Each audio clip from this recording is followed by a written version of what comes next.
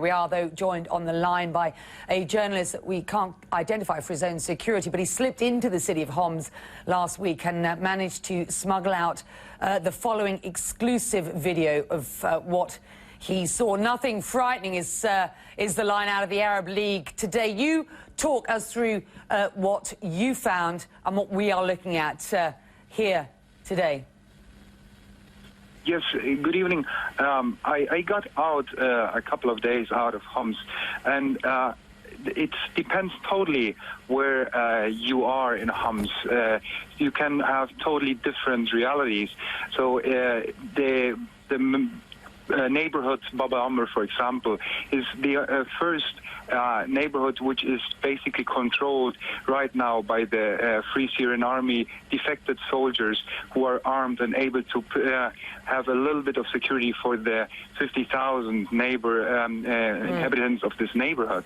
But at the same time, you have another neighborhood called Al-Khalidiyya and Al-Bayada, for example, which is totally surrounded by the neighborhoods who are mostly loyal and where all the snipers are on high buildings and controlling the main alleys of these neighborhoods. So the people which are mostly civilians, have to cross those streets in order to have a normal life or to get some food. And there is a time where they said between 8 and 4 o'clock in the afternoon, they should not get shot by the snipers, but even during these times, the snipers are pulling the trigger.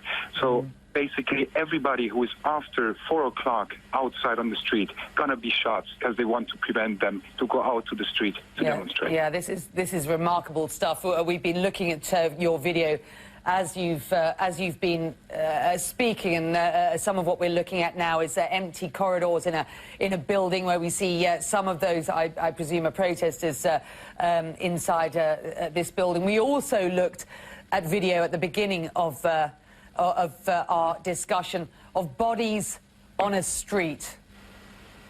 Yeah, exactly. This was on the way for when we got smuggled into Baba Amr, where there've been this body unidentified who've been kidnapped a couple of days before and tortured and then killed by the security forces, and they throw them out on the street. This kind of scenes apparently happening a lot of times. So the activists have been telling us, and nobody of the activists have been for a couple of hours able to get close to the people and to remove them in order to get them buried, because they would get shot by the snipers who are around them. Can you just describe to me how you felt about what you saw while you were there, as we look at pictures of protesters burning a flag with the president's face on it here? Yeah, for me, I think the people in Homs and the people, the activists who've been demonstrating for already 9 months crossed a point of no return. They're realizing that so many they've been through because of their uprising. Even if the regime if they fell with the uprising, the regime would come and kill everybody. So they rather would continue to fight in order to be succeeding victory. And sir, the last video here that you have given to us and that we are showing our viewers tonight is of a funeral for a small boy. The story there, if you will.